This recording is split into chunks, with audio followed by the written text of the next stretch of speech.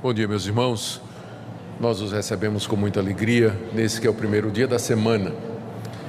É sempre um privilégio pelo qual nós devemos dar graças a Deus, esse de podermos iniciar a semana na sua casa, louvando ao seu nome, o buscando em oração e escutando a sua instrução. Eu sei que o mundo chama o domingo faz parte do fim de semana, mas para nós é o primeiro dia da semana. Na verdade, a semana começa hoje e nós a começamos aos pés do Senhor, louvando o seu nome, cantando louvores e sendo instruídos na sua palavra. Portanto, sejam todos bem-vindos, que o nosso Deus continue a falar ao nosso coração no restante do culto que nós oferecemos a Ele. Nós estamos no mês de janeiro, onde as classes de escola dominical se fundem numa classe só, classe única que é dada aqui no templo. E durante esse mês de janeiro nós estamos estudando as religiões mais conhecidas e maiores do mundo. No domingo passado nós vimos, ou pelo menos as que exercem maior influência. Domingo passado nós vimos sobre o Espiritismo, hoje nós vamos ver sobre o Catolicismo Romano, no próximo domingo sobre o Islamismo e no outro domingo sobre as Testemunhas de Jeová, se não tiver uma mudança. Ainda estamos vendo qual a importância de falar sobre as Testemunhas de Jeová. E então, pelas manhãs, o que acontece é que o culto e a escola dominical, na verdade, é uma coisa só. Hoje pela manhã nós teremos a celebração da Ceia do Senhor, que será feita logo em seguida ao estudo, e encerrada a Ceia do Senhor, encerrado o culto, nós vamos ter a oportunidade para o pinga-fogo, que é a parte de perguntas e respostas, em que vocês podem perguntar o que vocês quiserem. E eu farei uma promoção hoje, para cada pergunta uma resposta, certo? Então está em promoção hoje. Se você fizer uma pergunta, você terá uma resposta, nem que seja eu não sei, tá bom? Então isso será feito ao término do culto. Nós vamos celebrar a ceia depois do estudo, depois é que vem o período de perguntas e respostas. Vamos orar mais uma vez, pedindo que o nosso Deus nos oriente agora nessa parte de estudo. Sim, Senhor, nós te damos graças pelo privilégio de começar a semana aos teus pés, cantando louvores ao teu nome, lendo a Escritura, orando e também estudando. Pedimos ao Senhor que teu Espírito Santo continue conduzindo cada parte do que está sendo feito aqui nessa manhã. E agora nessa sessão de estudos, ó Senhor, pedimos que ilumines o nosso entendimento e que o Senhor nos fortaleça na tua verdade, porque é só ela que nós desejamos. Em nome de Jesus, amém. Como avisado, então, o estudo dessa manhã é sobre a Igreja Católica Apostólica Romana. E nós começamos lembrando que o Brasil permite aos seus cidadãos a liberdade de consciência, de crença e de culto. Cada um tem a religião que quer. Portanto, aqui não se trata de bullying ou perseguição ou, enfim, qualquer outra coisa que contrariaria a nossa Constituição. No Brasil, nós podemos adorar ao Deus que nós quisermos, da forma que quisermos, onde quisermos e quando quisermos. Está garantida a liberdade religiosa, que para nós é bom, para os evangélicos é muito bom, porque nós utilizamos para fazer o que estamos fazendo aqui, nos reunirmos e adorarmos o Deus que nós entendemos que é o único Deus verdadeiro, que se revelou em Jesus Cristo, conforme as Escrituras nos dizem. Segunda observação é que esse estudo, ele é mais um estudo comparativo, ou seja, nós queremos que os nossos amigos católicos continuem sendo nossos amigos. O que nós vamos fazer é apontar a diferença entre o que eles acreditam e o que nós acreditamos.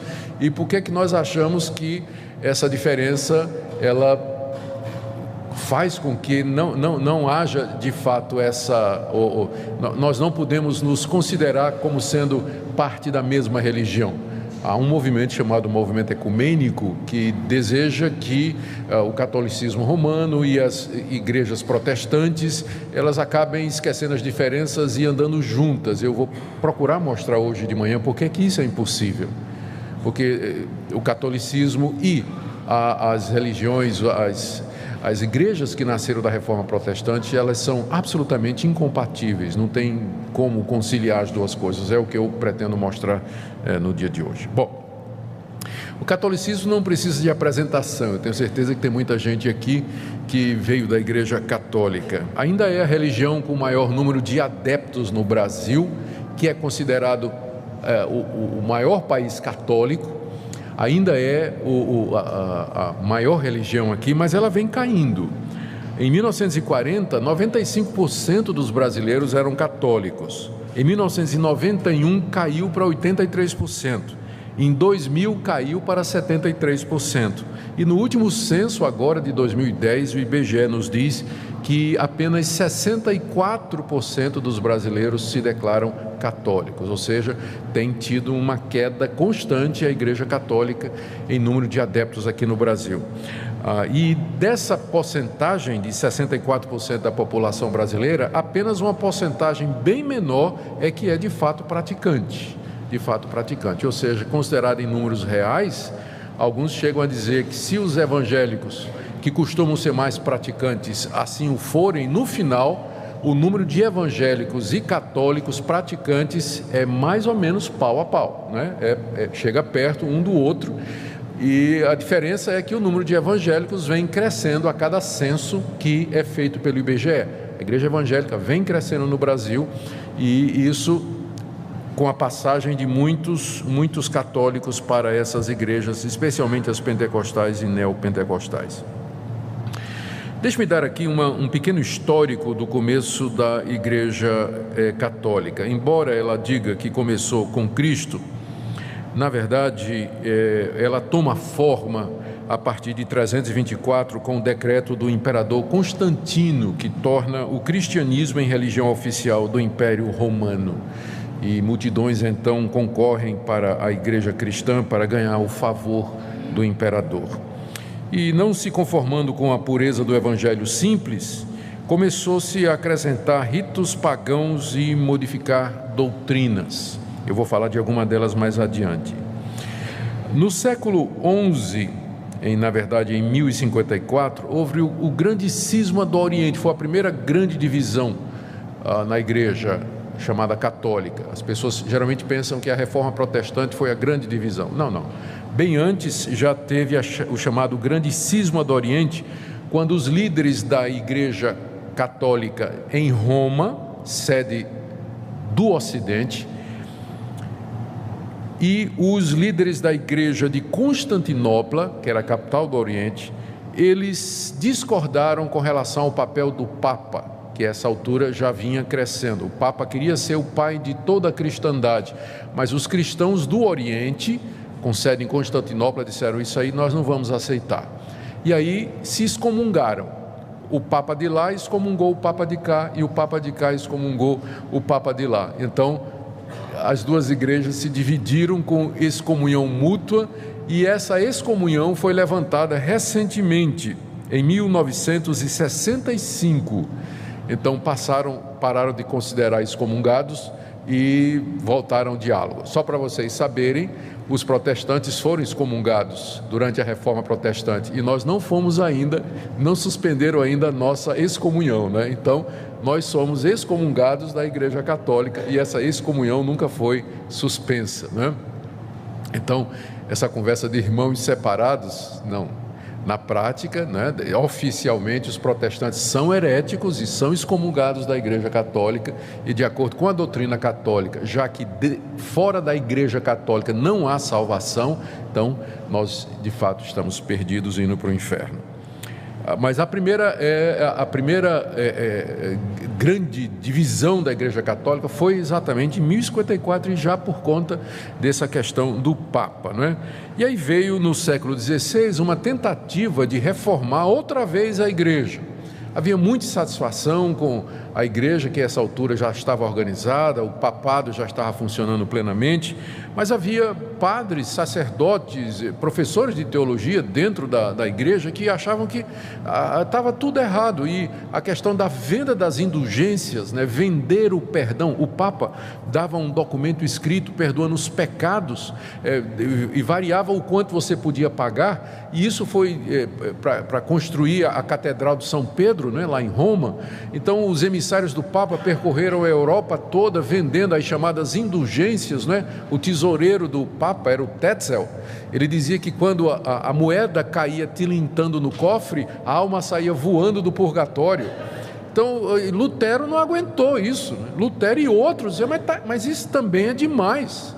E começou então um movimento de reforma querendo consertar essas doutrinas dentro da Igreja Católica. O movimento não deu certo para reformar a igreja de dentro para fora, e o Papa Leão alguma coisa excomungou Lutero e todos os que seguiam Lutero.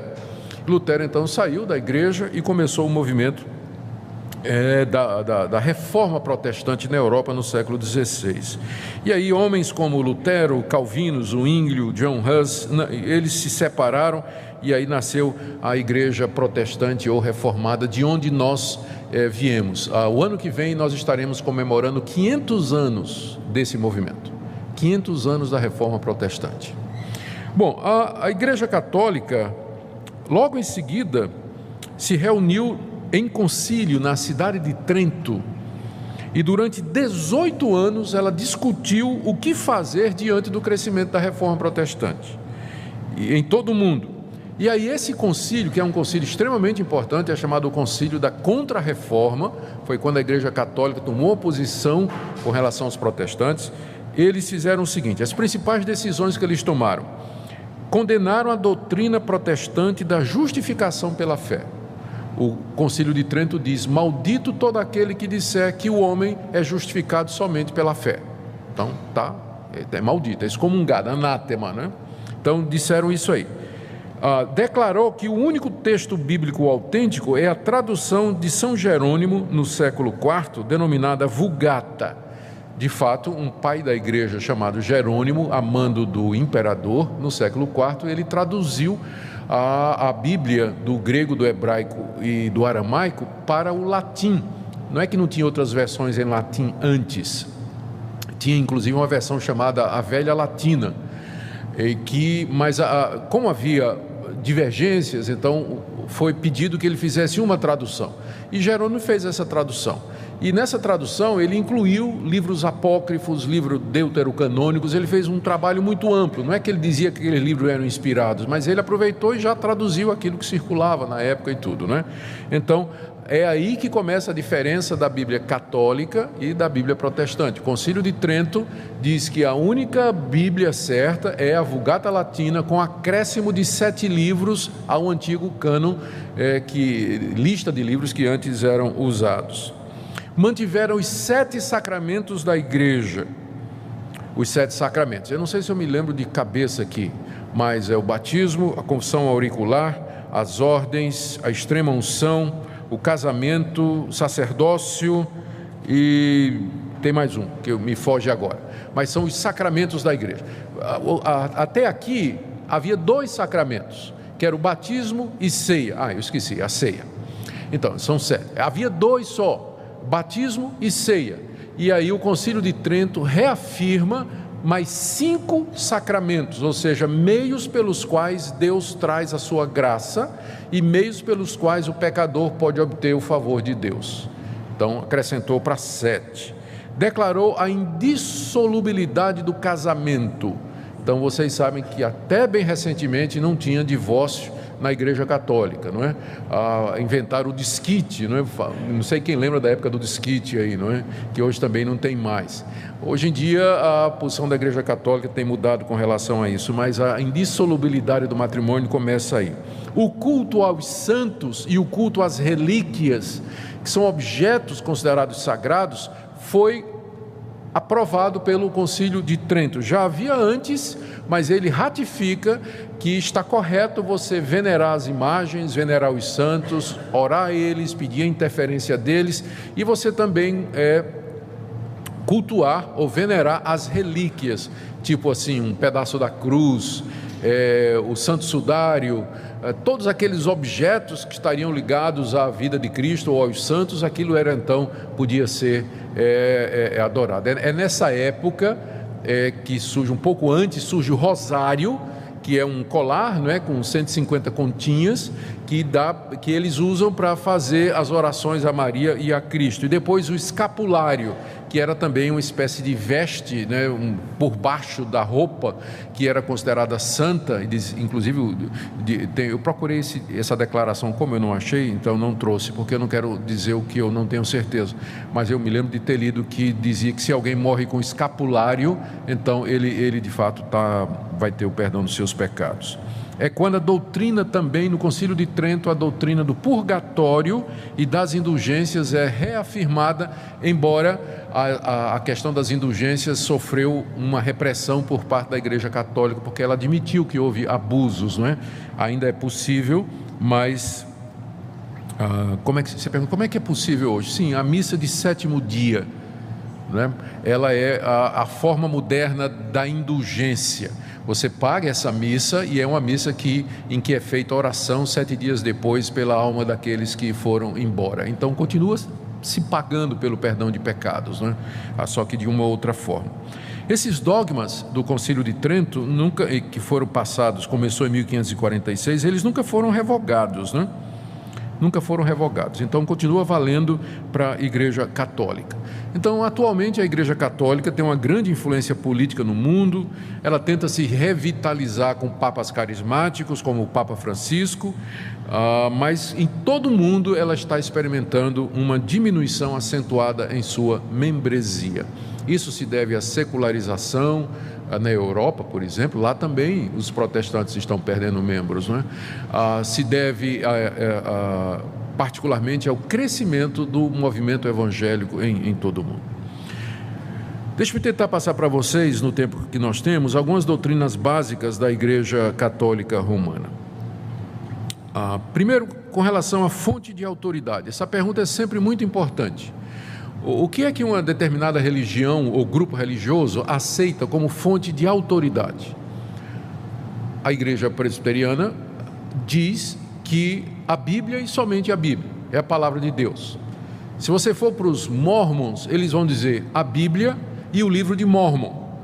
Quando a gente estudar o islamismo, vocês vão ver que a fonte de autoridade é outra. Eles vão aceitar a lei do Antigo Testamento, as palavras de alguns profetas, o Evangelho de Jesus e o Alcorão, que foi a revelação que Deus deu a Maomé.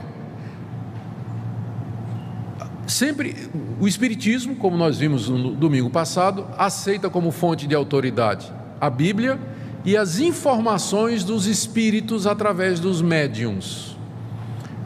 O que a Igreja Católica aceita como fonte de autoridade? Ela tem 3 fontes de autoridade, enquanto que os protestantes protestaram contra isso, né? E o lema da reforma foi sola escritura, exatamente esse ponto. A Igreja Católica tem 3 fontes de autoridade. Primeiro, a Bíblia. Ela aceita a Bíblia como sendo a palavra de Deus. Só que para ela, a Bíblia não é uma revelação fechada, completa. Além da Bíblia, Deus continuou a se revelar na Igreja, e é o que eles chamam de tradição. É aquilo que os pais da igreja no século II, século III, foram percebendo que era a verdade de Deus, o desenvolvimento dessas doutrinas que estão na Bíblia e que tem que ser recebidas no mesmo nível de igualdade da Bíblia, a tradição oral. E o magistério, que são as decisões e pronunciamentos do colégio episcopal, encabeçado por um papa infalível. Então, essas 3 fontes constituem a base de autoridade da Igreja Católica. Aqui, o Concílio de Trento, em 1546, disse, eu estou lendo aqui a seção 4, o item 783, a verdade e disciplina estão contidos nos livros escritos, que é a Bíblia, e nas tradições orais.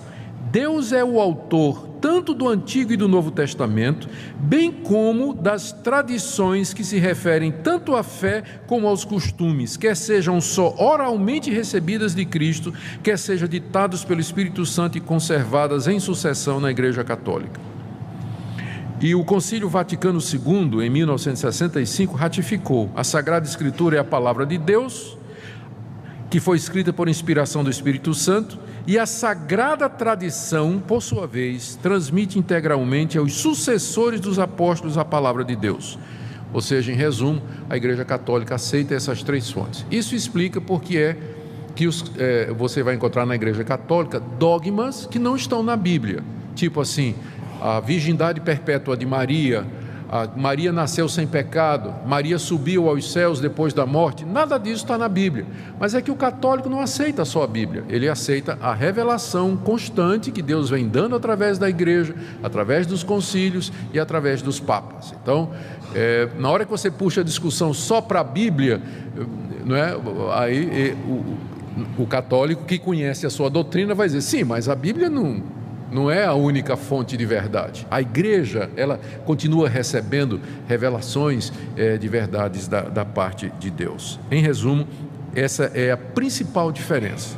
Sobre a igreja verdadeira, a igreja católica entende que não há salvação fora da igreja católica. Quando falo da igreja católica, é da estrutura da igreja, a igreja como organização. Você tem que ser um católico praticante. Fora da igreja não há salvação. O Papa Pio IX, em 1864, declarou que a Igreja Católica é a única verdadeira religião e não há salvação fora dela. Em 1302, o Papa Bonifácio VIII disse: declaramos, dizemos e determinamos que cada criatura humana deve se submeter à autoridade do Papa de Roma para a sua salvação. Então, quem não se submete à autoridade do Papa e nem participa da Igreja Católica, pela doutrina católica, essa pessoa está condenada. Não há salvação fora da submissão ao Papa e da membresia da Igreja Católica. Aí o pessoal vai dizer, mas vocês não dizem a mesma coisa? Eu dizer, eu não.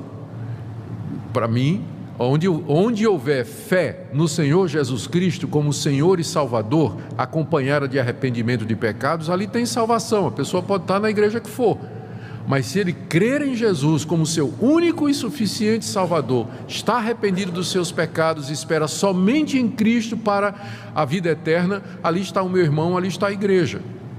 Pode ser na denominação que for. É bem diferente da atitude católica, não é?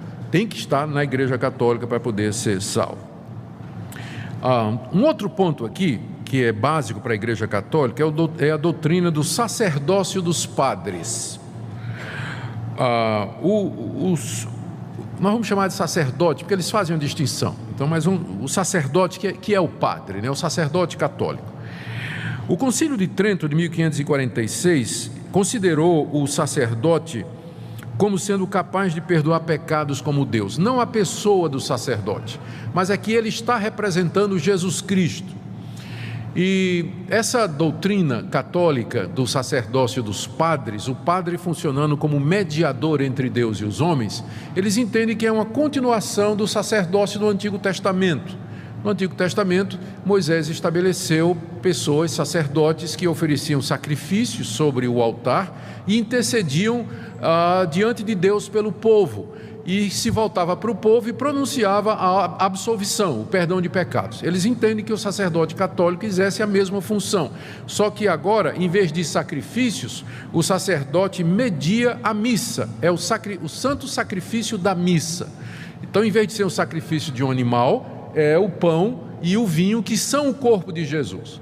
Então eles dizem, a doutrina católica diz, que pelas palavras do sacerdote, o pão e o vinho, a hóstia, né, se transformam no corpo de Cristo. Eles fazem inclusive uma diferença aqui, para dizer o seguinte, o que muda, eles aqui estão usando o pensamento de um filósofo grego chamado Aristóteles, que fez a distinção entre forma e essência, entre essência e acidente. Ele diz, quando o sacerdote pronuncia as palavras, isto é o meu corpo que é dado por vós, fazer isso em memória de mim, então o pão e o vinho continuam na forma, no acidente, da mesma maneira, mas a essência deles se transubstancia no corpo e no sangue de Cristo. Então de fato, Cristo está ali presente em corpo, cabelo, osso, nervo, sangue, músculo, ele está ali. A forma ainda é do pão e do vinho, mas a essência é literalmente a pessoa de Cristo. Então, o sacerdote é a pessoa que tem o poder de fazer esse milagre da transubstanciação. É o nome que a Igreja Católica dá ao que acontece durante a missa, a hóstia. Tanto é que depois que termina a missa, a hóstia e o vinho, eles são levados e preservados num determinado lugar, não pode ser considerado como santo, né? Não pode, ou então é levado para um doente, ou enfim, continua com essas propriedades espirituais, não é? Enquanto que nas igrejas protestantes, evangélicas, o que nós entendemos é que é um símbolo. Cristo está presente espiritualmente, Ele está de fato presente, mas apenas espiritualmente e não fisicamente. Por isso que quando termina a ceia, a gente não tem nenhum cuidado especial com o pão e com o vinho, embora eu ouvi falar de um pastor que costumava colocar tudo num lenço, levava para casa e enterrava no quintal da casa dele, né? Para preservar o pão da ceia, né? Nós não temos essa prática, porque nós entendemos que a presença de Cristo é apenas espiritual e simbólica, Ele não está presente. Mas por causa da doutrina da missa da Igreja Católica, o sacerdote, ele tem essa super importância, porque ele é o homem, é a pessoa através de quem o pão e o vinho se transformam no corpo de Cristo, e então o fiel precisa do sacerdote. É por isso que fora da igreja não pode haver salvação, porque é na Igreja Católica que está aquele que transforma o pão e o vinho no corpo e na presença real, física de Cristo ali durante aquele sacramento. Também o sacerdote, não é? Aqui eu tirei uma citação de um livro católico que diz assim: sem os sacerdotes, a morte de Cristo não teria valia para nós. Pelas suas palavras transformam um pedaço de pão em Deus. Então, essa a ideia, não é? E exatamente também por conta disso é que o sacerdote, ele é capaz de perdoar pecados na confissão auricular. Ele pode declarar que os pecados daquele penitente que está confessando os seus erros no confessionário estão perdoados. O sacerdote é aquele que faz a extrema unção, que prepara o católico para a morte. A extrema unção, a última unção, é aquele momento em que ele então redime e perdoa os pecados daquela pessoa que está às portas da morte. Por isso, na Igreja Católica, o sacerdote, o padre, o ministro, ele tem essa posição elevada, enquanto que nas igrejas protestantes o pastor é um membro normal da igreja, né? O pastor não tem esses poderes, a não ser em algumas igrejas que apareceram por aí, que tem apóstolo que faz coisa do arco da velha. Mas nas igrejas protestantes reformadas, tradicionais, o pastor, ele é o ministro da palavra, ele ensina a palavra de Deus, é um irmão como outro qualquer, mas que recebeu os dons de pastorear, ensinar e pregar, e foi separado para esse ministério. Mas ele não perdoa pecados, não transforma, não tem nenhuma transformação que ocorre aqui. Eu não posso lhe ungir para perdoar pecados na hora da sua morte. Então a visão é completamente diferente da função do pastor na igreja e do padre na Igreja Católica. Sobre a Bíblia, como eu disse, eles aceitam a Bíblia como palavra de Deus, mas não como a palavra exclusiva de Deus e única de Deus. Eles têm, como eu disse, a Vulgata Latina, que é a versão oficial da Igreja Católica, e o Concílio de Trento acrescentou 7 livros aos 66 que eram recebidos como palavra de Deus: Tobias, Judite, 1 Macabeus, 2 Macabeus, Baruque, Sabedoria e Eclesiástico. Então, esse ponto aí nós já discutimos, não é? Sobre o Papa. A palavra Papa quer dizer pai. Na visão católica, os papas, eles são os sucessores de Pedro, que teria sido o primeiro Papa. E, portanto, tem a mesma autoridade que Pedro. O texto fundamental para essa doutrina católica é Mateus, capítulo 16, a partir do verso 13. Indo Jesus para os lados de Cesareia de Filipe, perguntou a seus discípulos: quem diz o povo ser o Filho do Homem? E eles responderam: uns dizem João Batista, outros Elias e outros Jeremias ou algum dos profetas. Mas vós, continuou ele, quem dizeis que eu sou? Respondendo Simão Pedro, disse: tu és o Cristo, o Filho do Deus vivo. Então Jesus lhe afirmou: bem-aventurado és, Simão Barjonas, porque não foi sangue e carne que te revelaram, mas meu Pai que está nos céus. Também eu te digo que tu és Pedro, e sobre esta pedra edificarei a minha igreja, e as portas do inferno não prevalecerão contra ela.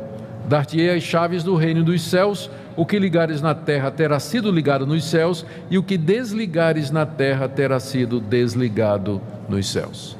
Essa passagem, de acordo com a Igreja Católica, é onde Jesus dá a Pedro o primado da igreja. Pedro é a pedra sobre a qual a igreja se ergue. Tu és Pedro, e sobre esta pedra, que é você, eu vou edificar a minha igreja. Então Pedro foi colocado por Cristo como fundamento da igreja, e Cristo disse para ele: eu vou te dar as chaves do reino dos céus. Essa é a razão pela qual Pedro, na teologia católica, quando ele nas imagens e nas figuras de Pedro, ele sempre aparece com um chaveiro, né? Com um molho de chaves pendurado no cinto. São Pedro é o porteiro do céu, né? Porque Jesus deu a ele as chaves do reino dos céus. Isso é o que a Igreja Católica ensina, tá, gente? Não estou concordando com isso, não. Estou apenas explicando. Então, Pedro teria total poder sobre a igreja, porque Cristo deu esse poder, deu as chaves e disse: o que você fizer no céu será, o que você fizer na terra será confirmado no céu. Deus confirma as decisões de Pedro e dos seus sucessores, que são os papas. Essa ideia, na verdade, ela começa a aparecer no século II, mas muito tenuamente. É somente no século V, quando Leão I, que foi considerado o primeiro Papa, assumiu esse conceito. Então, é uma doutrina que data do século V. O primeiro Papa teria sido Leão I. E depois disso o conceito foi se desenvolvendo ao longo dos séculos. Eu leio aqui para vocês o Catecismo Católico de Nova York. Ele diz assim: o Papa toma o lugar de Cristo aqui na terra. É o cabeça da igreja, líder infalível, dirigente universal da verdade, só sendo julgado por Deus e por homem algum. Então, na cadeira do Papa, inclusive, está escrito em latim, Vicarius Dei, ou o vigário de Cristo, de Deus, ou o representante de Cristo. O Concílio de Trento, em 1546, disse o seguinte: o Papa, falando ex cátedra, é infalível. Então, a definição da infalibilidade papal é de 1546. O que é que significa ex cátedra? Cátedra é cadeira em latim, e é o lugar onde o Papa senta, e lá está escrito o vigário de Deus, né? Vicario Dei, em latim, o substituto, o representante de Deus. Quando o Papa se senta naquela cadeira e ele faz pronunciamentos sobre fé e prática, esses pronunciamentos são infalíveis e não podem ser revogados, e passa a ser dogma para o católico. O católico tem que aceitar isso que o Papa pronuncia ali. Por exemplo, dois exemplos. O Papa Pio IX, em 1854, falando ex cátedra, disse que Maria foi concebida sem pecado, e virou dogma da Igreja Católica depois dessa declaração dele. Mais recentemente, em 1950, o Papa Pio XII decretou a assunção de Maria, ou seja, Maria, depois de morrer, ela foi assunta aos céus, ela subiu aos céus, não é? Ela ressuscitou, seu corpo subiu até os céus, onde ela está intercedendo pelos pecadores. E por falar em Maria, esse é um ponto também muito importante dentro do catolicismo romano.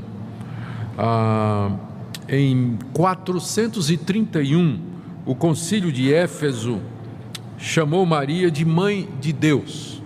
A razão pela qual esse concílio, tão cedo na história do cristianismo, chama Maria de Mãe de Deus, é porque eles estavam lutando contra uma heresia que dizia que Jesus não tinha corpo real, Jesus era uma aparência. O nome dessa heresia era docetismo. Então os docéticos diziam que Jesus, porque era Deus, não é porque era Deus, ele não poderia ter um corpo humano verdadeiro. Então, reagindo a isso, os cristãos daquela época se reuniram e disseram: não, Jesus foi concebido da Virgem Maria, ele tinha um corpo real e verdadeiro, e sendo ele Deus, portanto, Maria é mãe de Deus. Jesus é verdadeiro. A ênfase era na divindade de Cristo e a sua humanidade, só que eles fizeram isso via Maria, né? Então Maria é a mãe de Deus. Faltou o cuidado de dizer que Maria é a mãe da parte humana de Jesus, porque Deus de fato não tem mãe, mas o concílio definiu isso aí. Maria passa a ser considerada então a mediadora entre Deus e os homens. Vocês todos já devem ter visto aqueles plásticos no vidro traseiro do carro de alguns amigos católicos dizendo: pede à mãe que o filho atende, não é? Pede à mãe que o filho atende. Em 1854, o Papa, eu já falei, decretou a Imaculada Conceição de Maria. Em 50, olha o que o Papa Pio XII declarou: Maria ressuscitou dos mortos logo após a sua morte, foi levada aos céus e lá entronizada como rainha dos céus. Então, na teologia católica, Maria está agora assentada no trono à direita de Deus, juntamente com Jesus Cristo, e ela é a mediadora entre Deus e os homens, entre Deus e Cristo. Purgatório é uma doutrina que foi declarada como dogma em 1439 por Gregório o Grande. Tomás de Aquino, que é o grande teólogo católico, ele diz assim: no purgatório o sofrimento é idêntico ao do inferno, só que dura menos. Purgatório, na teologia católica, é um estado após a morte, em que entram aqueles que cometeram pecados mortais e, após certo sofrimento, esses pecados são purificados e eles sobem aos céus. A teologia católica faz diferença entre pecado mortal e pecado venial. São 7 pecados mortais: gula, blasfêmia, assassinato, mentira, adultério, e tem os pecados veniais, que são todos os outros. Os pecados veniais, eles podem receber perdão aqui, se você seguir toda a tramitação católica para isso: a missa, confissão auricular, extrema-unção, esmolas, tudo. Os pecados mortais, você ainda tem uma chance depois da morte, que é o purgatório. Você vai para o purgatório para purgar pelo sofrimento esses pecados que não foram perdoados durante a sua vida aqui. E para diminuir o tempo de sofrimento no purgatório, é possível os vivos, os parentes e os amigos, abreviar o tempo de sofrimento dando esmola para a igreja, fazendo penitência ou pagando missa de 7º dia. Então daí vem a oração pelos mortos dentro da igreja católica.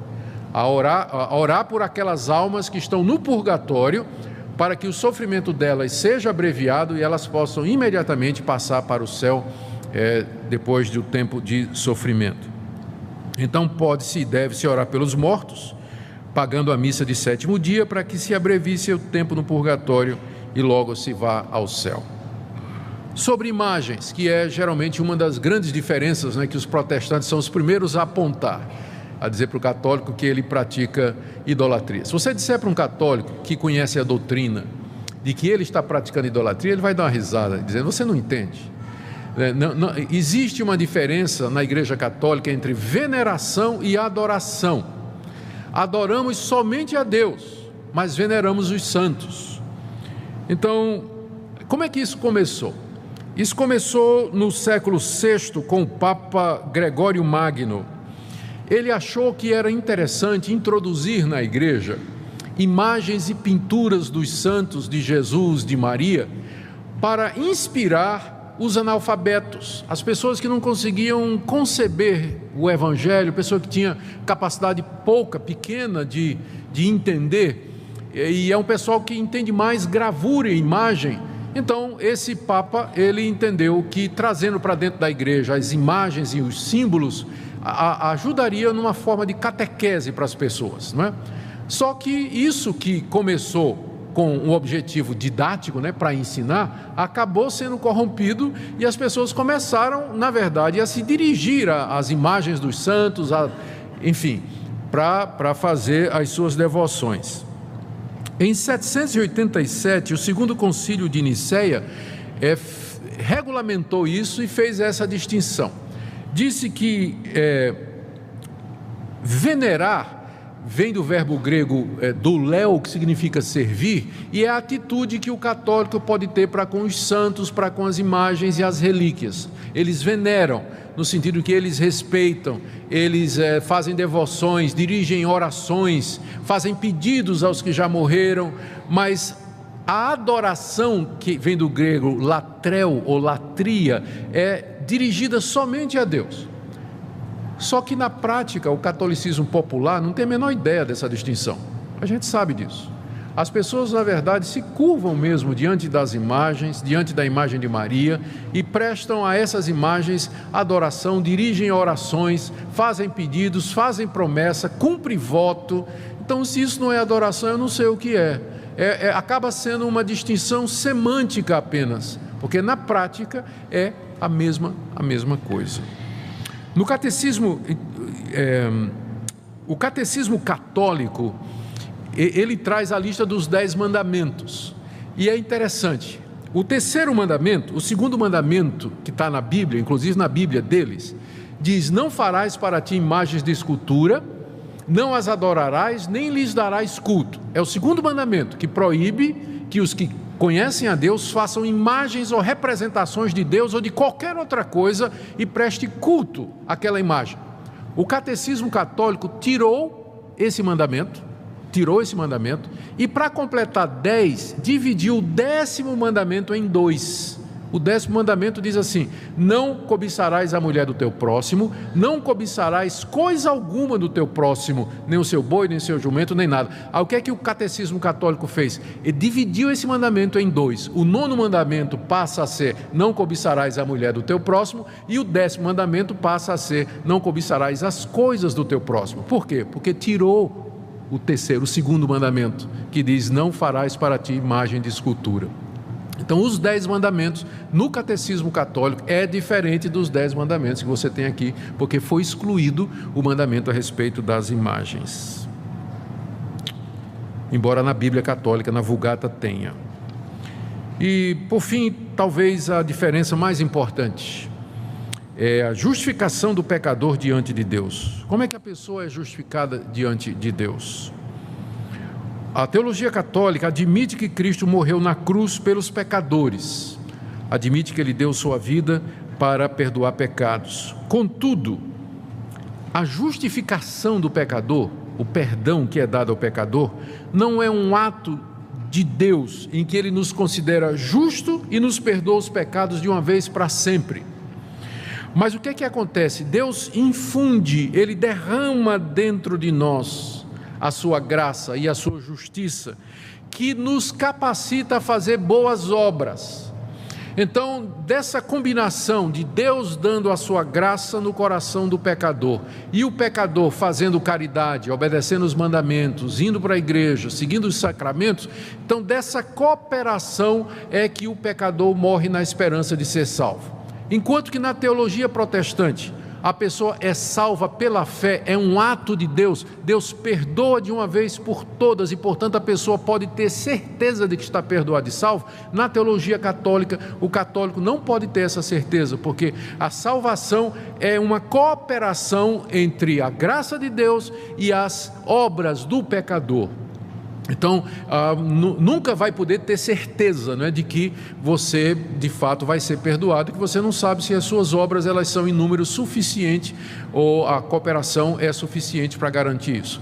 Enquanto que, ou usando outro termo, na igreja reformada como a nossa, a salvação é monergista, ou seja, é um ato de Deus e de Deus somente. Na igreja católica é sinergista, é um ato de Deus junto com a colaboração do pecador. É errado você dizer que o católico acredita que a salvação é só pelas obras. Ele não vai dizer isso. Ele vai dizer, não, Cristo morreu pelos meus pecados, eu creio na graça de Deus, mas só que eu tenho que fazer a minha parte. Se eu não fizer a minha parte, isso não vai adiantar nada. né? Eu posso não merecer. Então é uma sinergia, é uma combinação. Enquanto que na igreja, esse foi o ponto da reforma protestante. Lutero descobriu, mas peraí, a Bíblia está dizendo que Deus justifica o pecador pela fé, é pela graça, não por obras, não tem participação minha. Eu sou um pecador que recebo a graça de Deus livremente. A salvação é um dom de Deus do começo ao fim, ela não é resultado da minha cooperação com Deus. E você vê como essa ideia, né, sinergista, esse pensamento católico da cooperação do pecador na salvação, ela impregnou a nossa cultura brasileira. Eu costumo dizer que os evangélicos brasileiros continuam com a alma católica, porque é duro para o evangélico, não é, entender isso. Ele sempre fica pensando que ele tem que colaborar para a salvação dele, para a justificação dele. E aí, quando chega a seitas evangélicas dizendo: você tem que dar isso, você tem que fazer campanha tal para poder fazer a sua salvação, você tem que fazer sacrifício e tudo mais, o brasileiro vai com muita facilidade, porque essa mentalidade de cooperação com Deus para a salvação está na raiz do povo brasileiro, que foi colonizado pela Igreja Católica, né? Ideias populares do tipo assim, você vê escrito na traseira do caminhão, né? O bom filho Deus ajuda. Já viram aquela caminhão que tem uma plaquinha atrás, o bom filho Deus ajuda, né? Então, essa cooperação sua com Deus para a salvação, isso é da teologia católica. As obras que são necessárias para que o pecador participe para ser salvo, o católico participe para ser salvo, incluem a confissão, participação na missa e extrema unção. Olha o que é que o Concílio de Trento, aquele da Contra-Reforma, declarou na seção 6ª, no cânone 9. Se alguém diz que o pecador é justificado pela fé somente, significando que nada mais é requerido para cooperar a fim de obter a graça da justificação, que seja maldito.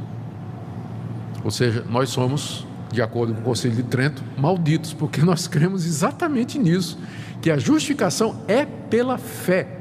Cristo fez uma obra completa, não tem nada mais a ser feito a não ser humilhar-se diante de Deus, reconhecer que é pecador e receber gratuitamente o perdão completo que Cristo comprou na cruz por nós.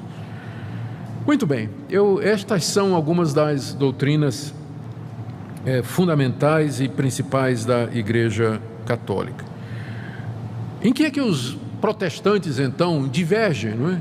O que é que deu origem à reforma protestante, que vai fazer 500 anos, não? Por que essa diferença toda? Bom, primeiro com relação ao conceito de igreja, e quem é o seu cabeça.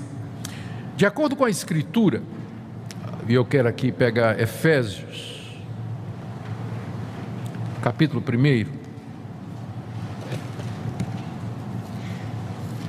Efésios capítulo 1, verso 22 e 23, falando de Cristo, o apóstolo Paulo diz que Deus pôs todas as coisas debaixo dos seus pés, e para ser o cabeça sobre todas as coisas o deu à igreja, a qual é o seu corpo, a plenitude daquele que a tudo enche em todas as coisas.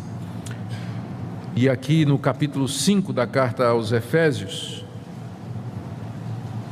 verso 23, Paulo diz: o marido é o cabeça da mulher, como também Cristo é o cabeça da igreja. Cristo é o cabeça da igreja. E juntamente com estas duas passagens, há dezenas de outras no Novo Testamento que diz que quem é o cabeça da igreja é Jesus Cristo. Jesus Cristo é o cabeça da igreja, Ele é o Senhor da igreja, Ele é o centro da igreja, é dele que procede toda a autoridade no céu e na terra. Dizer que o Papa é o cabeça de Cristo o transforma num usurpador, e foi por esse motivo que os reformadores disseram que o Papa é o anticristo,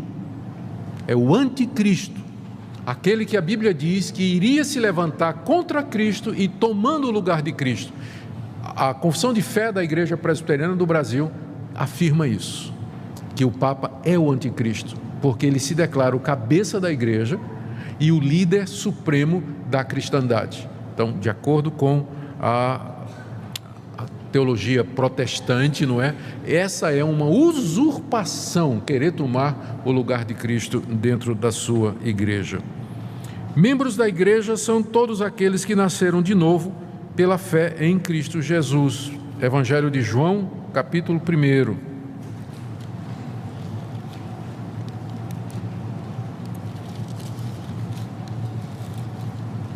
João, capítulo 1.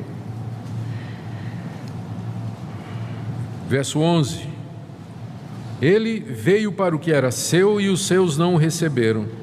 Mas a todos quantos o receberam, deu-lhes o poder de serem feitos filhos de Deus, a saber, os que creem no seu nome, os quais não nasceram do sangue, nem da vontade da carne, nem da vontade do homem, mas de Deus.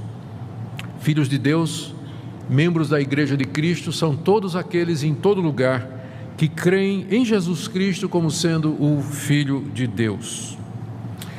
Sobre sacerdócio, há várias listas de dons espirituais no Novo Testamento e sacerdote não aparece em nenhuma delas.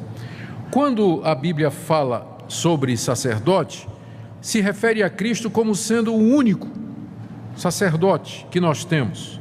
Hebreus, capítulo 7, verso 17,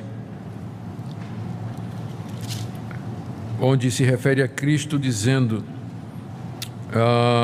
citando o Salmo 110, verso 4, Tu és sacerdote para sempre, segundo a ordem de Melquisedeque.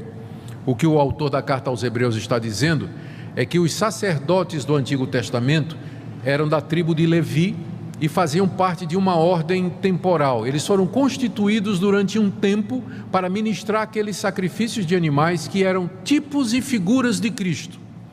Uma vez que Cristo veio, não há mais sacerdotes, pessoas que vão administrar sacrifícios como mediadores entre Deus e os homens, porque Cristo é não somente o sacrifício, mas Ele é também o sacerdote. Ele é aquele que é o mediador entre Deus e os homens. Por isso não tem mais a figura de sacerdote. Lá no livro de Apocalipse, capítulo 1, o apóstolo João se refere aos cristãos da seguinte maneira. Verso 5. Começar no verso 4. João, às 7 igrejas que se encontram na Ásia, graça e paz a vós outros, da parte daquele que é, que era, que há de vir, da parte dos 7 espíritos que se acham diante do seu trono, da parte de Jesus Cristo, a fiel testemunha, o primogênito dos mortos e soberano dos reis da terra. Aquele que nos ama e pelo seu sangue nos libertou dos nossos pecados e nos constituiu reino, sacerdotes para o seu Deus e Pai, a Ele a glória e o domínio pelos séculos dos séculos. Amém. Aqui o apóstolo João nos diz que Cristo fez de todos nós sacerdotes. Todo cristão, ele é um sacerdote. Não acabei ainda. Vê 1 de Pedro, porque essa doutrina é importante aqui, para a gente entender. Na 1 de Pedro,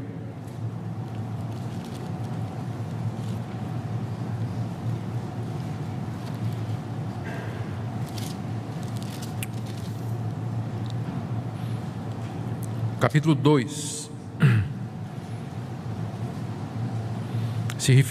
escrevendo aos cristãos, Pedro diz, verso 9: Vós, porém, sois raça eleita, sacerdócio real, vocês são sacerdócio real, nação santa, povo de propriedade exclusiva de Deus.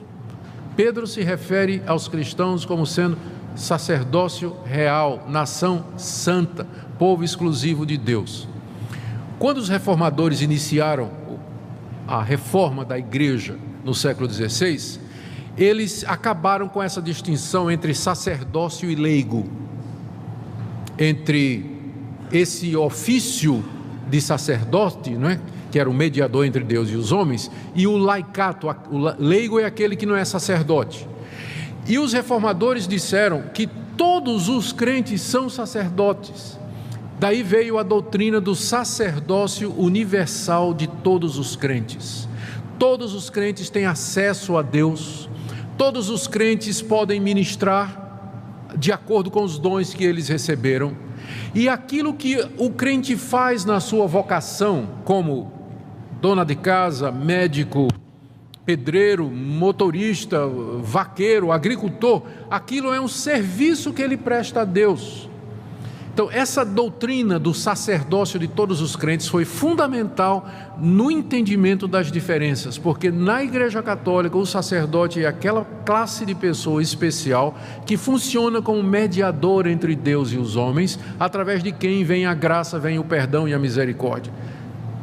Para nós isso tudo é Jesus Cristo. É Cristo quem faz isso hoje. Ele é o único mediador entre Deus e os homens. E os discípulos de Cristo são sacerdotes no sentido de que eles ministram, eles têm acesso a Deus e eles, com a sua vida e a sua vocação, servem a Deus aqui nesse mundo. Sobre a Bíblia, sobre as fontes de autoridade. Aqui é que pega também. Fonte de autoridade. Como nós vimos, a Igreja Católica recebe a tradição e o magistério ao lado da Bíblia como sendo fonte de novas revelações e de novas doutrinas. Já primeira coisa, os apóstolos, eles foram aqueles através de quem Deus revelou a verdade pela última vez. E os apóstolos eram de um número limitado, eles foram escolhidos no número de 12, Paulo entra como um nascido fora de tempo, mas porque 12 para contrabalancear com as 12 tribos de Israel, a igreja do Antigo Testamento e a igreja do Novo, então era um número específico de 12. O alvo de Deus com os apóstolos era fazer a revelação da verdade e escriturar essa verdade. Os apóstolos, eles já têm consciência de que o que eles estão escrevendo é palavra de Deus. Paulo, quando escreveu a carta aos Gálatas, no capítulo 1, ele diz assim: se vier um anjo do céu trazendo outro evangelho a não ser esse que eu estou pregando, seja maldito. Seja maldito. No final do livro de Apocalipse, o apóstolo João diz que quem acrescentar ou tirar alguma coisa a esta revelação será também castigado proporcionalmente por Deus. Já há na própria Escritura consciência de que ela é a revelação final de Deus. Carta aos Hebreus, capítulo 1: tendo Deus outrora falado muitas vezes e de muitas maneiras aos pais pelos profetas, nesses últimos dias nos falou pelo seu Filho.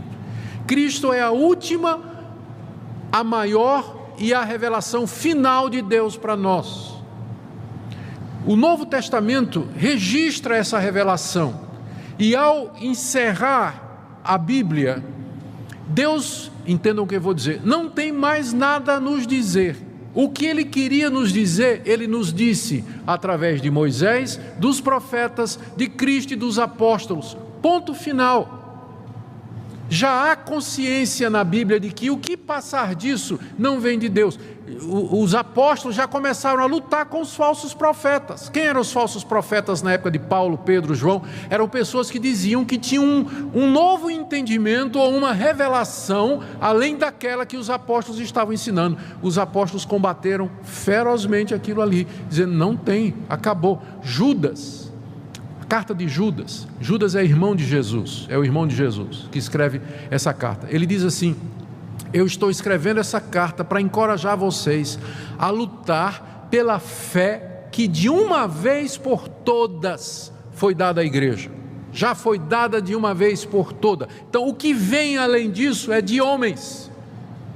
É de homens. Então todas essas doutrinas que não têm base na Bíblia, que se desenvolveram ao longo da história, elas não foram desenvolvidas com base na Bíblia. Purgatório não tem base bíblica, Assunção de Maria não tem base bíblica, veneração de homens não tem base bíblica, purgatório não tem base bíblica.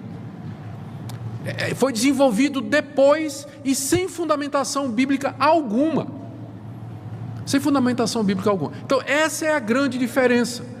Os protestantes disseram, os reformadores disseram há 500 anos atrás: nós temos de voltar para a Bíblia. Eles não estavam ensinando nada novo. Eles disseram: nós queremos voltar ao início de tudo, queremos voltar à fé simples, original da Bíblia e nos livrar de todo esse acúmulo de doutrinas que foram inseridas na igreja pelos papas, pelo magistério católico e pela tradição, que não tem fundamentação. Nós não queremos isso, queremos voltar para a Bíblia. Então, essa é a grande diferença entre a Igreja Católica e a Igreja Protestante. É a questão da autoridade. Onde é que você baseia as suas doutrinas? Nós queremos dizer sola Escritura, somente a Bíblia. Mas a Igreja Católica vai dizer a tradição, o pronunciamento dos papas e o magistério da Igreja. Então, a diferença é muito grande, não é? Agora, vamos voltar lá para o outro ponto central, que é a interpretação de Mateus 16. Pedro é de fato o Papa? É isso que Jesus quis dizer? Mateus 16, verso 18, palavras de Jesus a Pedro: eu te digo que tu és Pedro, e sobre esta pedra edificarei a minha igreja, e as portas do inferno não prevalecerão contra ela. Dar-te-ei as chaves do reino dos céus, o que ligares na terra terá sido ligado nos céus, e o que desligares na terra terá sido desligado dos céus. Uma regra simples de interpretação bíblica é que você não forma doutrina a partir de uma única passagem.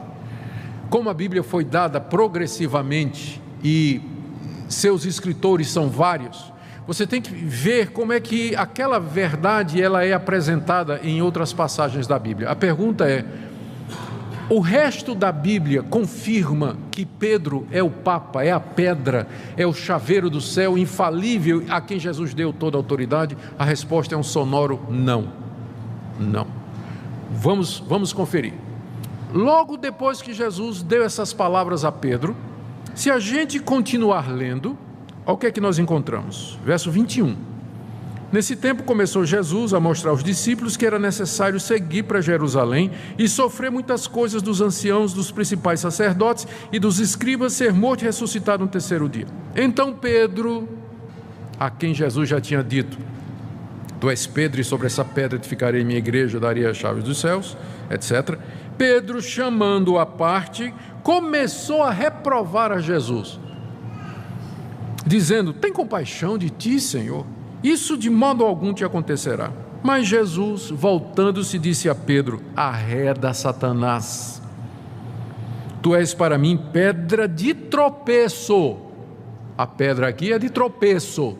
Tu és pedra, mas de tropeço, porque não cogitas das coisas de Deus, e sim das dos homens. Como é que né? Infalível ele não era, com certeza, né? Está na cara de que ele não era infalível. E para ser a pedra sobre a qual a igreja seria edificada, está uma pedra meio bamba, né? Meio incerta e meio insegura. Continuando, capítulo 18. Como se deve tratar o irmão culpado? Jesus diz a partir do verso 15: se teu irmão pecar contra ti, vai arguí-lo entre ti e ele só. Se ele te ouvir, ganhaste a teu irmão. Se porém não te ouvir, toma ainda contigo uma ou duas pessoas, para que pelo depoimento de 2 ou 3 testemunhas toda a palavra se estabeleça. E se ele não atender, diz a igreja; se recusar a ouvir também a igreja, considera como gentio e publicano. Em verdade vos digo que tudo que ligares na terra terá sido ligado nos céus, e tudo que desligares na terra terá sido desligado nos céus. Ué, isso aqui não foi uma promessa para Pedro? No verso 18, tudo que ligares na terra, não é isso? Tanto é que ele tem as chaves do céu, mas aqui Jesus está dando a mesma promessa para a igreja. Então é óbvio que não era exclusivo de Pedro. As chaves dos céus está com a igreja, no sentido de que é a igreja que tem a pregação do evangelho, que abre o reino dos céus para os homens, e a recusa desse evangelho fecha o reino dos céus para os homens. Não é um homem que tem a chave para abrir e fechar o reino dos céus, mas é dado à igreja isso aqui. Continuando: ah, pastor, mas isso que Pedro fez foi antes do dia de Pentecostes, o Espírito Santo não tinha vindo aí. Tá bom. Gálatas. O Espírito Santo já tinha chegado, o evangelho já estava crescendo, a igreja de Jerusalém, liderada pelos apóstolos, estava firme. Olha o que Paulo conta em Gálatas 2, verso 11: quando, porém, Cefas, que é Pedro, veio a Antioquia, resisti-lhe face a face, porque se tornara repreensível. Pedro tinha dificuldade em aceitar que o não-judeu pudesse receber o Evangelho. Ainda era o ranço do legalismo judaico. E aí o que é que acontecia? Quando Pedro estava com os judeus, ele se comportava como judeu, mas ele queria que os gentios, ou pensava que era melhor que os gentios se circuncidassem, se tornassem judeus. Aí uma vez Pedro foi visitar Antioquia, que era uma igreja feita de não-judeus. E chegou lá, ele resolveu fazer o jogo. E sentou-se lá com os gentios e comendo com eles e tudo, tendo comunhão. De repente o pessoal diz: olha, está chegando uma turma aí da igreja de Jerusalém, aqueles judeus ortodoxos e tudo mais. Aí Pedro já começou a disfarçar. Ele não queria ser visto comendo com os gentios. Tirou o time de campo, ficou meio assim de canto. Aí Paulo chegou. Aí quando Paulo viu, Paulo esqueceu que Pedro era o Papa, né? E disse: por que você está fazendo essa incoerência? Gálatas 2.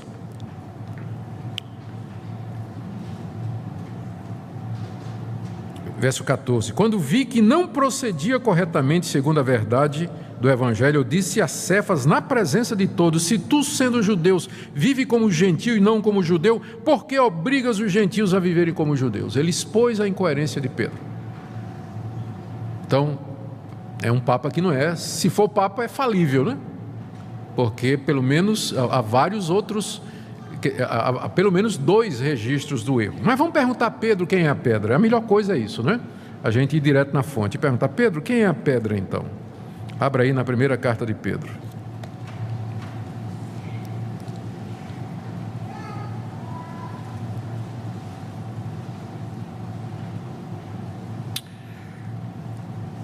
Vamos ler 1 de Pedro, capítulo 2, verso 2 em diante. Desejar ardentemente, como crianças recém-nascidas, o genuíno leite espiritual, para que por ele vos seja dado crescimento para a salvação, se é que já tendes a experiência de que o Senhor é bondoso. Chegando-vos para ele, a pedra que vive. Quem é a pedra que vive na teologia de Pedro? Jesus. Chegando-se para ele, a pedra que vive, rejeitada assim pelos homens, mas para com Deus eleita e preciosa. Assim vós mesmos, como pedras que vivem. Todo cristão é pedra nesse sentido. Sois edificados, porque somos como tijolos da construção que é a igreja.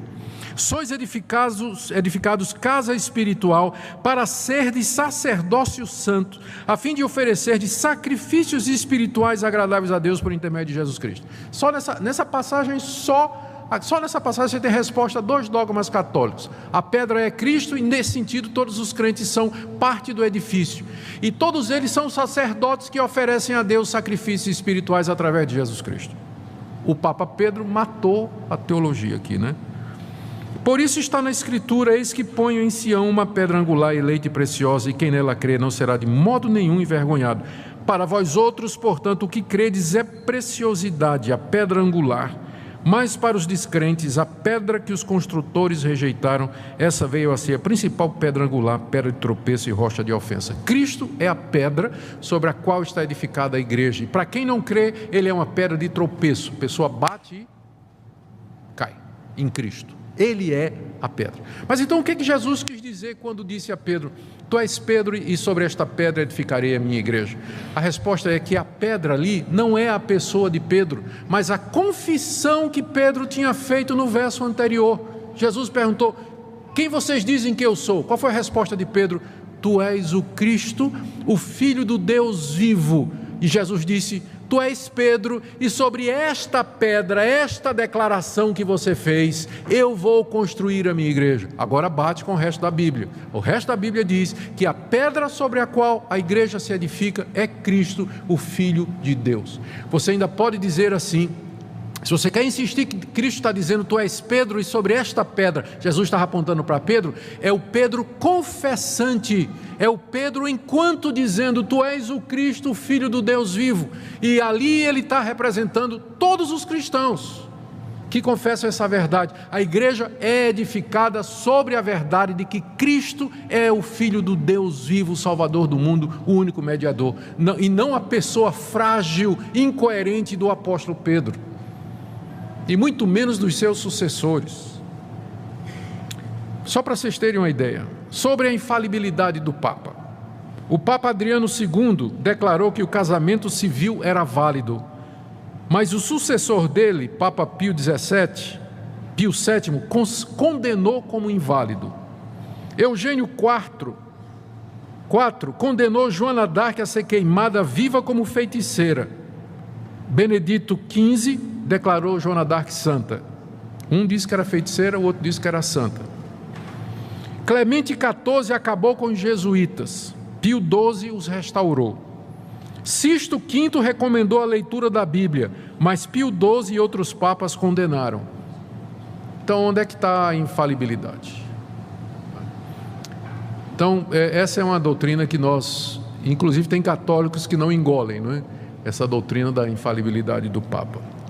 A verdade é que os apóstolos não deixaram sucessores.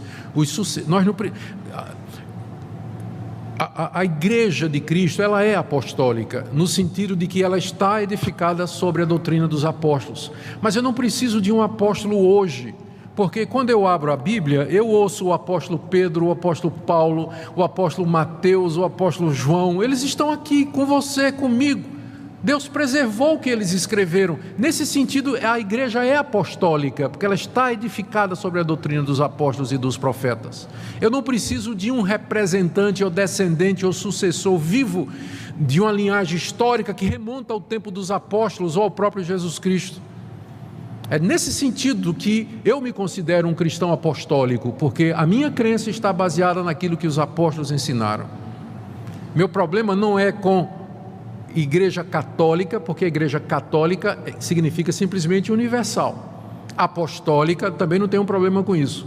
Meu problema é com o Romana. Esse é o nosso problema, certo? Essa é a nossa dificuldade. Mas eu sou um cristão católico apostólico e você também. O problema é que nós não somos romanos. Temos dificuldade com essa parte aí, porque de Roma saíram todas essas doutrinas que nós entendemos que não estão de acordo com a palavra de Deus. Sobre Maria, pouca coisa precisa ser dita, não é? Os evangélicos, eles devem lembrar que Maria de fato foi uma judia piedosa, temente a Deus, e às vezes por conta dos exageros católicos sobre a pessoa de Maria, a gente nem prega sobre Maria, né? É difícil um pastor evangélico pregar sobre Maria, porque tem medo dos abusos lá, mas Maria é um exemplo para nós. Ela é uma mulher de fé, sem dúvida, entra na galeria daquelas santas mulheres piedosas que serviram a Deus através da história da igreja, mas isso não quer dizer que nós vamos admitir coisas que a Bíblia não diz sobre ela, que ela nasceu sem pecado. O argumento da Igreja Católica para que Maria nasceu sem pecado é que ela não podia ter pecado, porque senão Jesus nasceria com pecado. Então, para que Jesus nascesse sem pecado, Maria não podia ter pecado.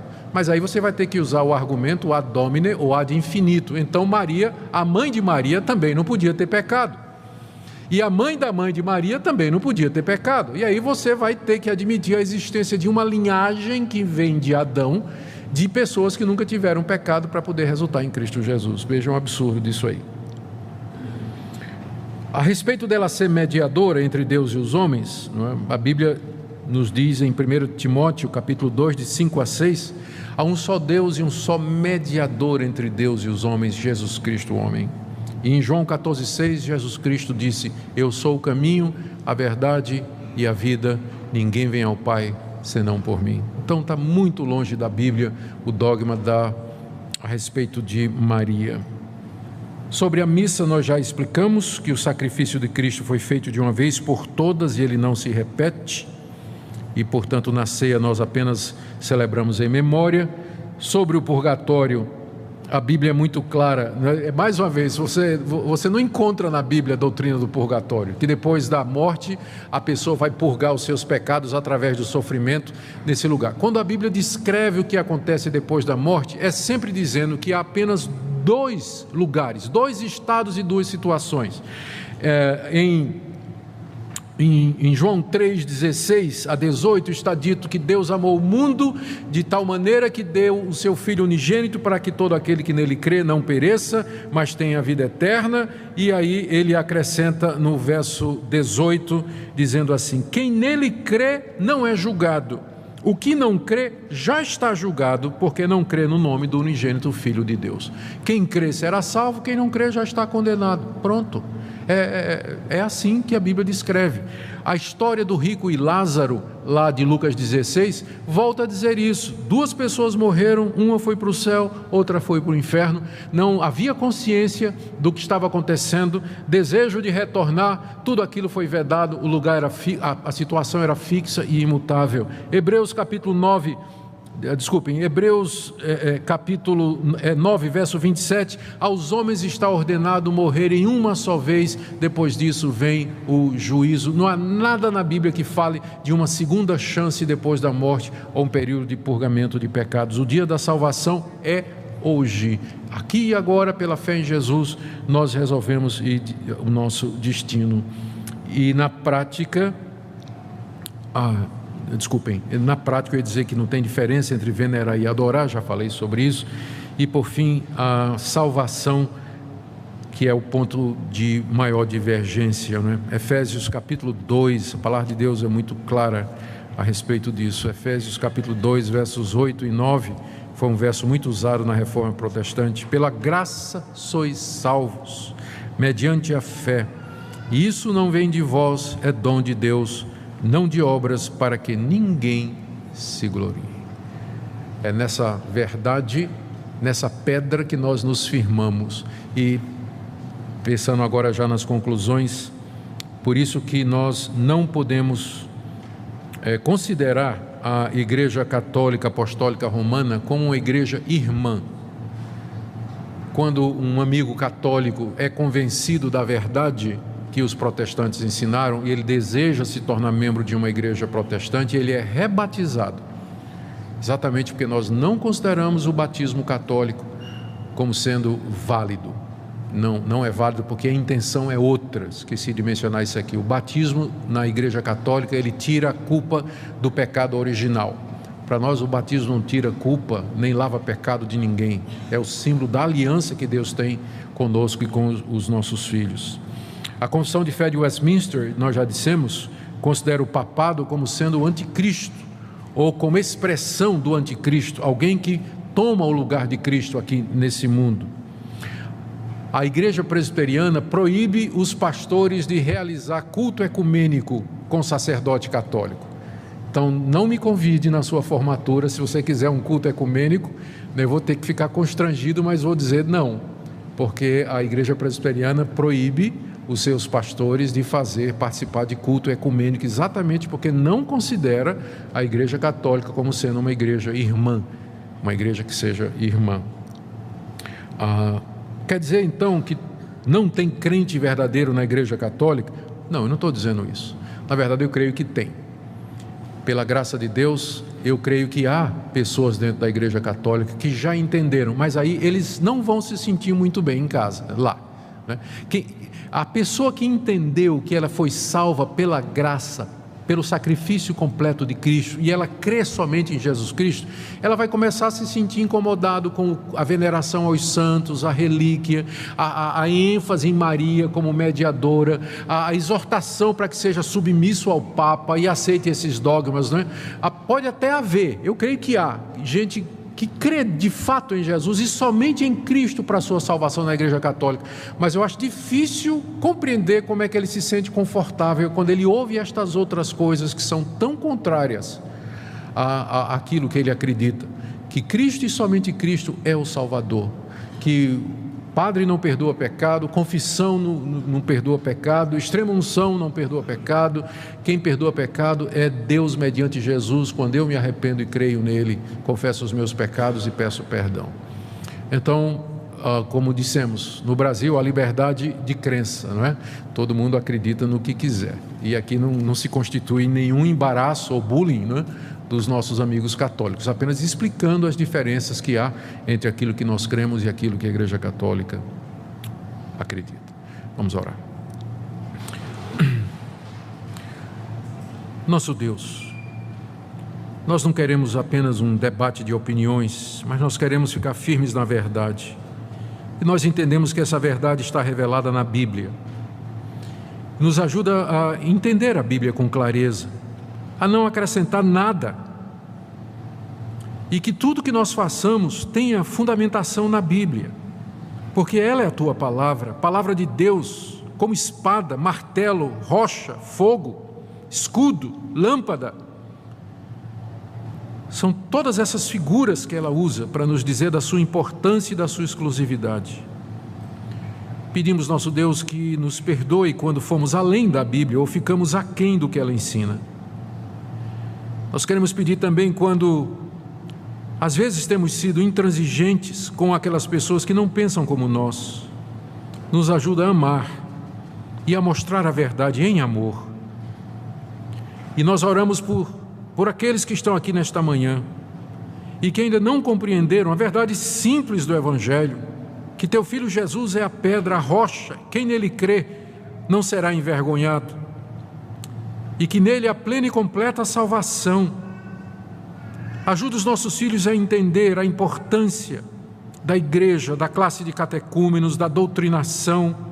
Senhor, não é por causa da instituição, por causa da figura da igreja, mas porque nós queremos a verdade, queremos te servir dentro da verdade. Tu procuras aqueles que te adoram em espírito e em verdade, e é isso que nós queremos ser e fazer. Agora, Senhor, quando vamos celebrar a ceia, dê que seja um momento de confirmação na verdade daqueles que creem e de despertamento para aqueles que ainda estão em dúvida. É o que nós te pedimos em nome de Jesus. Amém.